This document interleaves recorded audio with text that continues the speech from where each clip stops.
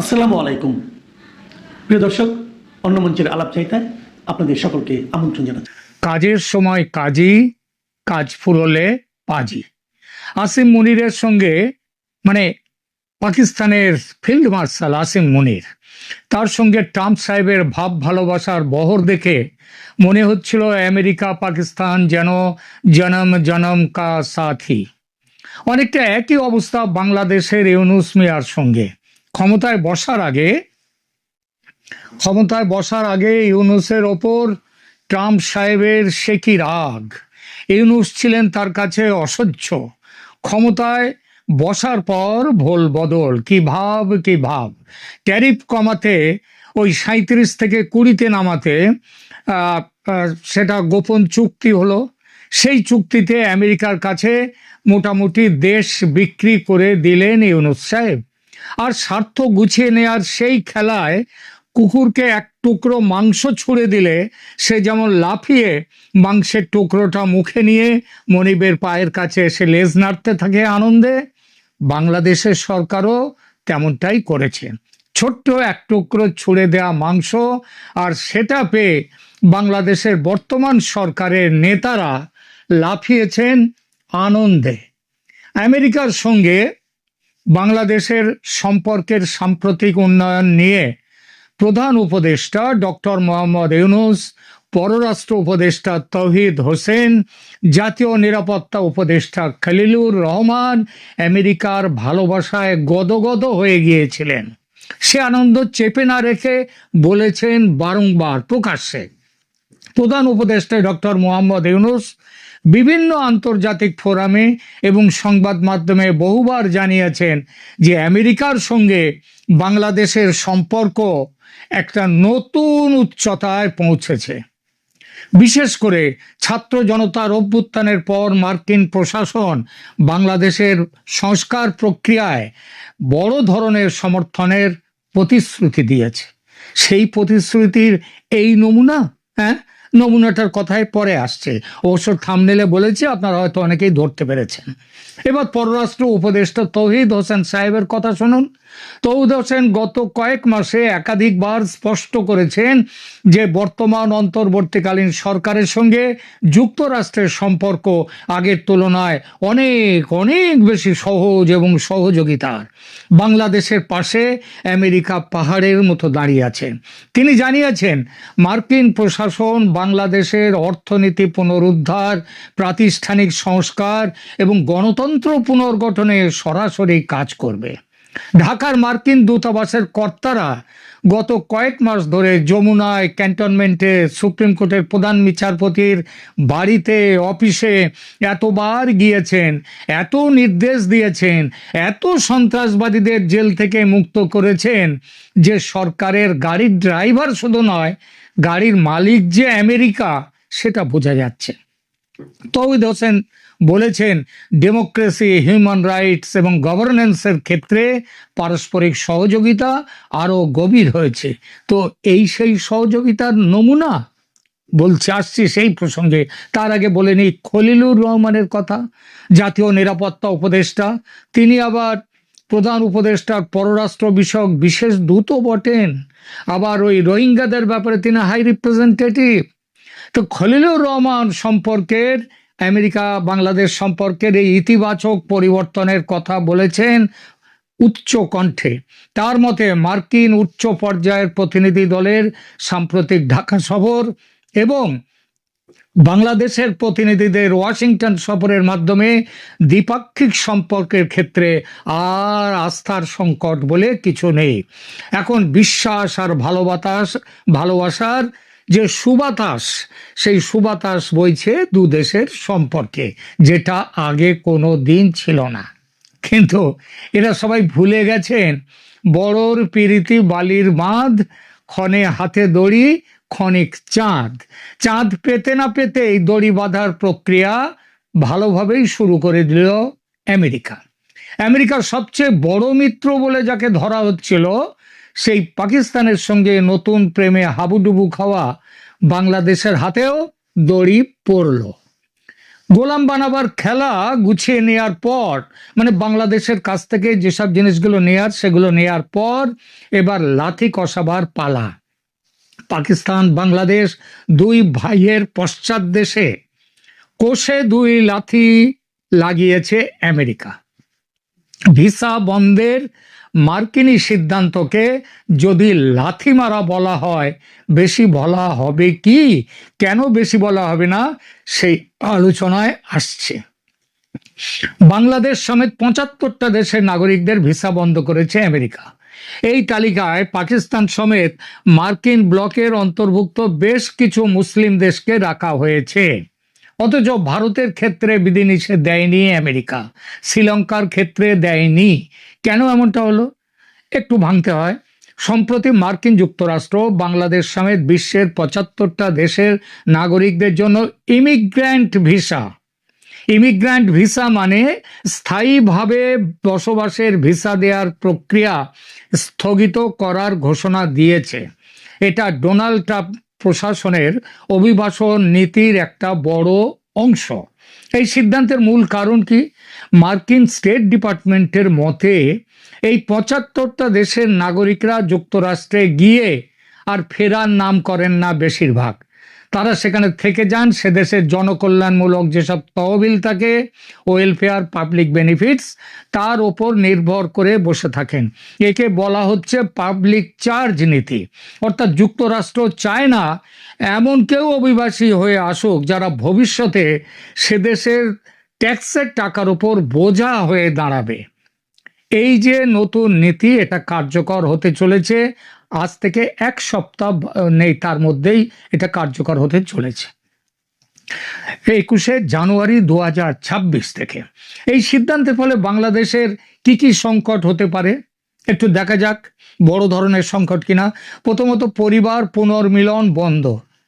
যারা DV lottery, বর্তমানে যদিও বাংলাদেশের জন্য এটা নেই, বা ফ্যামিলি কোটায় বাবা মা ভাই বোন বা স্বামী স্ত্রীর মাধ্যমে গ্রিন কার্ডের অপেক্ষায় ছিলেন, তাদের সংখ্যা কিন্তু লক্ষাধিক। তাদের প্রক্রিয়া অনির্দিষ্টকালের জন্য আটকে গেল। এক কথায় আমেরিকায় গিয়ে বসবাসের স্বপ্ন বাংলাদেশের মানুষের জন্য থাকলো না। একই পরিস্থিতি পাকিস্তানের ক্ষেত্রেও। শুধু বাংলাদেশ বা পাকিস্তান কেন, এই নিষেধাজ্ঞা বিশ্বের মুসলিম দেশগুলোর জন্যই বিশেষ করে করা। ৭৫টা দেশের তালিকায় নজর রাখলে দেখা যাবে নিষিদ্ধ তালিকার প্রায় ৩/৪ দেশ মুসলিম দেশ। তাদের মধ্যে তেলের টাকার মালিক মধ্যপ্রাচ্যের বেশ কিছু দেশও আছে। কিন্তু সবচেয়ে ক্ষতিগ্রস্ত হবে কে? বাংলাদেশ। এমনকি পাকিস্তানের চেয়েও তাদের ক্ষতি বেশি। এটা এই জন্য যে দেশের জনসংখ্যা ও ভিসা নিয়ে আমেরিকায় গিয়ে আর ফিরে না আসার সংখ্যায় বাংলাদেশ ওই ৭৫ দেশের তালিকার ওপরের দিকে, একেবারে ওপরেও বলা যায়। ফলে ক্ষতিটা বাংলাদেশের বেশি। অন্যান্য প্রভাব কি হতে পারে? দেখুন, কর্মসংস্থান ও রেমিট্যান্সের ওপর বড় প্রভাব পড়বে। দীর্ঘমেয়াদী কর্মসংস্থান বা ইমিগ্রেশন ভিসা বন্ধ হওয়ায় নতুন করে লোক পাঠানোর সুযোগ চলে যাবে, যা ভবিষ্যতে রেমিট্যান্সে প্রভাব ফেলতে পারে। মনে রাখবেন, সব আরব দেশ থেকে মিলে যত ডলার বাংলাদেশে রেমিট্যান্স হিসেবে আসে, একা আমেরিকা থেকে আসে তার চেয়ে বেশি। ছাত্র পর্যটন ভিসা, তারপরেও আবার দেখুন এই আরব মধ্যপ্রাচ্যের বেশ কিছু দেশও আবার বাংলাদেশিদের এখন কাজে নিচ্ছে না। এরপরে আসুন ছাত্র পর্যটন ভিসা। মনে রাখবেন, এটি মূলত ইমিগ্র্যান্ট ভিসার উপরে নিষেধাজ্ঞা। তবে ভিজিটার ভিসা বা B1 বা B2 বা স্টুডেন্ট ভিসার ক্ষেত্রেও স্ক্রিনিং এবং কড়াকড়ি অনেক বেড়ে যাবে। এমনকি বাংলাদেশে যারা বেড়াতে যাবে তাদের জন্য $15,000 দিয়ে বন্ড কিনে জমা রাখতে হবে। $15,000 মানে প্রায় ১৯ লক্ষ বাংলাদেশি টাকা। এই টাকাটা যাওয়ার আগে জমা করতে হবে। ইমিগ্রেশন ভিসা পাওয়ার আগে জমা করতে হবে। বেড়াতে যাওয়ার ভিসা জমা করতে হবে এবং নির্দিষ্ট সময়ের আগে ফিরে না এলে এই টাকা বাজেয়াপ্ত, এবং বাজেয়াপ্ত শুধু না, ঘাট ধরে আবার আমেরিকার থেকে ফেরত পাঠিয়ে দেওয়া হবে। এবার একটু অন্যরকম প্রভাবের কথা বলা যাক। ডক্টর ইউনূস ও তার উপদেষ্টা পরিষদের ওপর কি প্রভাব ফেলতে পারে আমেরিকার এই সিদ্ধান্ত? গত 18-19 মাস ধরে যে মবক্রেসি চলেছে দেশে, যে অত্যাচার অনাচার খুন জখমের হাজার হাজার ঘটনা ঘটে চলেছে দেশে, যেভাবে পাহাড় প্রমাণ আর্থিক দুর্নীতি হয়েছে, এই সরকারের বিদায় হলে তার জন্যে বিচারের মুখোমুখি দাঁড়াতেই হবে অপরাধীদের। এই অপরাধীর তালিকার ওপরে আবার জল করছেন স্বয়ং প্রধান উপদেষ্টা, তার নিচে অন্য উপদেষ্টাদের লম্বা তালিকা।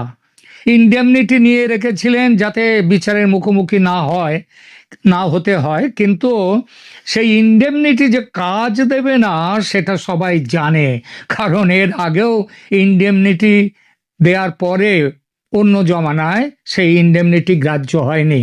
তাই উপদেষ্টারা, অপরাধীরা সেফ এক্সিট নিয়ে অন্য দেশে পালাবার জন্যে মরিয়া সবাই। এটা আমার কথা নয়, আমি যে খাটিয়ে বানিয়ে বলছি তা নয়, বলেছেন একদা উপদেষ্টা ও বর্তমানে এনসিপি দলের নেতা নাহিদ ইসলাম স্বয়ং। আপনারা হয়তো ভুলে যাননি, গত অক্টোবরে তিনি বলেছেন, অক্টোবরের গোড়ার দিকে সম্ভবত 4-5 তারিখ নাগাদ তিনি বলেছেন সেফ এক্সিট নিয়ে দেশ ছাড়ার জন্য তৈরি আছেন বহু উপদেষ্টা। তাদের তালিকাও তার কাছে আছে এবং যথাসময়ে সেই তালিকা প্রকাশ করে দেবেন বলে তিনি হুমকিও দিয়েছিলেন। যদিও প্রধান উপদেষ্টা তাকে বুঝিয়ে সুঝিয়ে শান্ত করার পর তালিকা আজ পর্যন্ত প্রকাশ করেননি তিনি। প্রধান উপদেষ্টা বুঝিয়ে তাকে বলেছিলেন ভয় তো আওয়ামী লীগকে, তা আওয়ামী লীগ যদি ভোটেই না আসতে পারে, ভোটে না থাকতে পারে, তাহলে তারা ফিরবেটা কি করে? সুতরাং ভয় নেই, আর বিএনপির তারেক জিয়াকে ম্যানেজ করতে অসুবিধা হবে না, তিনি বলে টলে রেখেছেন। কিন্তু এই সিনারিও, এই দৃশ্যপট আবার দ্রুত পাল্টাচ্ছে। ভারত চাপ দিচ্ছিল অনেকদিন ধরেই আওয়ামী লীগকে ভোটে রাখতে হবে, ইনক্লুসিভ ইলেকশন, কিন্তু আমেরিকা ধরি মাছ নাচুই পানি করছিল, মানে মনে এক আর মুখে আর এক। ইনক্লুসিভ ইলেকশনটা অনেক সময় পিছলে যাচ্ছিল মুখ থেকে, ওটা বেরোচ্ছিল না, ফ্রি অ্যান্ড ফেয়ার বলে থেমে যাচ্ছিল। কিন্তু অতি সম্প্রতি দ্বিধা দূর করে আওয়ামী লীগকে নিয়ে ইনক্লুসিভ নির্বাচনের কথা বলছে আমেরিকা। ঢাকায় মার্কিন রাষ্ট্রদূত ক্রিস্টেন সেন ইউনূসের সঙ্গে দেখা করে পরিষ্কার জানিয়ে দিয়েছেন একথা। আবার দিল্লিতেও একই কথা বলেছেন সার্জিও গোর। 12 তারিখের ভোট পিছিয়ে যাওয়ার কথা এখন জোরে সোরে আলোচনায় আসছে, এবং আসছে নির্বাচনে আওয়ামী লীগের অন্তর্ভুক্তির সম্ভাবনা, সেই আলোচনাও খুব জোরে সোরে চলছে। যদি সত্যিই হয় সেটা, তবে পাগলের মতো সেফ এক্সিট খুঁজতেই হবে ইউনূস এবং তার চেলারা এইবার সেফ এক্সিট খুঁজবেন। প্রশ্ন, কোথায় যাবেন তারা? ইউরোপের বেশিরভাগ দেশ মুসলিমদের তাদের দেশে আশ্রয় দেওয়ার বিষয়ে আজকাল খুব কড়াকড়ি করছে, আপনারা জানেন। যেভাবে মুসলিম অভিবাসীরা এসব দেশে আশ্রয় নিয়ে মৌলবাদী কাজকর্ম করছে, শরিয়ার কানুন চালু করবার চেষ্টা করছে, যেভাবে ধর্মীয় হিংসা তৈরি করছে, তাতে ইংল্যান্ড, ফ্রান্স, জার্মানি, ইতালিতে ঠাঁই মিলবে না। বড় আশ্রয়ের জায়গা ছিল আমেরিকা, সেই বন্ধু আমেরিকাও দরজা বন্ধ করল। অতএব বড় বিপদ সামনে। এই বিপদ যত না বাংলাদেশ আর পাকিস্তানের নাগরিকদের জন্য, যতটা না তাদের জন্য, বাংলাদেশ আর পাকিস্তানের জন্য, ততটা আর কোনো দেশের জন্য নয়। কারণ আমেরিকায় বাংলাদেশের নাগরিক বৈধভাবে আছেন প্রায় 15 লক্ষ, আর অবৈধভাবে 2 লক্ষ। গ্রিন কার্ডের জন্য আবেদন পেন্ডিং আছে লক্ষাধিক। এদের আমেরিকা যাওয়া আটকে গেল, এবং যারা অবৈধভাবে যারা রয়েছেন তাদেরকেও কিন্তু প্রতিদিন কয়েকজন করে কিন্তু ফেরত চলে আসছে, বাংলাদেশে ফেরত পাঠানো হচ্ছে। এই সমস্যা আরো বাড়বে, ভয়ঙ্করভাবে বাড়বে। প্রিয় বন্ধুরা, প্রীতি, সালাম এবং শুভেচ্ছা নেবেন। পরশুদিন যে তারেক রহমান যমুনায় গিয়েছিলেন সপরিবারে ডক্টর ইউনূসের সাথে মিটিং করতে, সেই মিটিং এর ব্যাপারে আমি গতকাল বলেছি। আরো 2-1টা ইনফরমেশন বাকি ছিল, গতকাল এপিসোড বড় হয়ে যাবে বলে ভাবলাম যে আজকে বলি। যে এই একান্ত বৈঠকে, যে 22 মিনিটের একান্ত বৈঠক হয়েছিল, সেখানে ডক্টর ইউনূস একটা কথা তারেককে বলেছিলেন যে আপনারা জানেন যে ডক্টর ইউনূস কয়েকদিন আগেই বলছিলেন যে নতুনরা নতুন সরকারে যাবে, মানে যে এনসিপির যে নতুন কিছু নেতা আছে এরা নতুন সরকারে মন্ত্রী হবে, এরকম একটা কথা বলেছিলেন। এবং এই কথাটার পরে কিন্তু রাজনীতিতে একটা তীব্র প্রতিক্রিয়া হয়েছিল যে এনসিপির এরা কিভাবে মন্ত্রী হবে, এদের তো সরকারে যাওয়াটাই অনিশ্চিত। তো সেই ব্যাপারটা একটু ব্যাখ্যা করেছেন ডক্টর ইউনূস তারেক রহমানকে বলেছেন যে এটা নিয়ে ভুল বোঝাবুঝি হয়েছে, এটা আসলে তার স্লিপ অফ টাং ছিল। তিনি আসলে বোঝাতে চেয়েছেন যে নতুন যে সরকারটা গঠিত হবে যারাই করুক, তিনি আশা করেন যে সেখানে এই তরুণদেরও মন্ত্রী পরিষদে অন্তর্ভুক্ত করা হবে। এবং তিনি তারেক রহমানকে অনুরোধ করেন যদি এই তরুণরা নির্বাচিত হয়ে আসে তাহলে 6টি মন্ত্রণালয়ে যেন তাদের দায়িত্ব দেওয়া হয়, মানে 6 জনকে মন্ত্রী করা হয়, সোজা কথা। তার মধ্যে শিক্ষা মন্ত্রণালয় আছে, সংস্কৃতি মন্ত্রণালয় আছে, ক্রীড়া মন্ত্রণালয় আছে, আর 3টা, এরকম মোট 6টা মন্ত্রণালয় আছে। এখন কথা হলো যে, এবং এটা ওনার যুক্তি হলো যে এই নতুনদের যদি মন্ত্রী পরিষদে যুক্ত করা হয় তাহলে সরকারও, মানে বলা যাবে যে এটা প্রচলিত সেই পুরনো আমলের না, তারা নতুন ভয়েস অ্যাড করতেছে মন্ত্রী পরিষদে। এবং ডক্টর ইউনূস তারেক রহমানকে একটা জিনিস খুব ক্লিয়ার করেছেন যে তিনি এই নির্বাচনের পরে আর কোনো দায়িত্বে থাকতে চান না, তিনি চলে যাবেন। এবং তিনি মনে করেন যে এই 6 জন তরুণকে যদি দায়িত্ব দেওয়া হয় তাহলে তাদের মধ্য দিয়েই ডক্টর ইউনূস থেকে যাবেন। তো স্বভাবতই মানে প্রশ্ন যেটা, সেটা হলো যে এই 6 জন কিভাবে নির্বাচিত হবে, এটা ডক্টর ইউনূস কেন ভাবছেন বা কিভাবে নিশ্চিত হচ্ছেন। তো এই যে এই 6 জন যে নির্বাচিত হবেন, এর দ্বারাই কিন্তু আমরা একটা ভবিষ্যতের পাতানো নির্বাচনের ইন্ডিকেশন পাই। যাই হোক, তারেক রহমান 8:30টার দিকে চলে গেছেন, 8:26-এ।